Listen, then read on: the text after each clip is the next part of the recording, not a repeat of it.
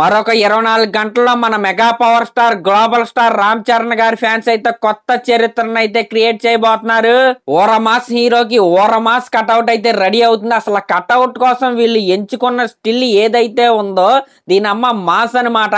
అదేనండి, రైలు పట్టాల మీద గల్లలుంగి కట్టుకుని కట్ బనీన్ వేసుకుని ఓరమాస్ గా కూర్చున్నాడు కదా, ఆ మాస్ ఎటైర్ లో ఉన్న స్టిల్ నే మన కట్అవుట్ కి అయితే పెడుతున్నారంట. ఆ కట్అవుట్ కి సంబంధించిన చిన్న గ్లిమ్స్ లాంటిది అయితే ఇందాకైతే వచ్చిందంటే, గ్లిమ్స్ అంటే అదేమి పెద్ద వీడియో కాదు, టీజర్ లాంటిది అయితే కాదు. కట్అవుట్ రెడీ చేస్తున్నప్పుడు కింద లోయర్ పార్ట్ అయితే ఇందాకైతే రిలీజ్ అయితే అయ్యింది.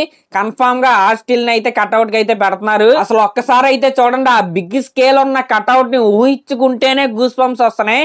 ఇంకా రేపు ఫుల్ కట్అవుట్ లాంచ్ అయిన తర్వాత అయితే చాలా మంది ఫ్యాన్స్ గా కట్అవుట్ చూసిన తర్వాత అయితే అక్కడికే పూనకాలు వస్తాయి. ఈ కట్అవుట్ ని లాంచ్ చేయడానికి మన తమనన్న అలాగే దిల్ రాజు గారి ఫ్యామిలీ అయితే రేపు మన విజయవాడకి అయితే వస్తున్నారు.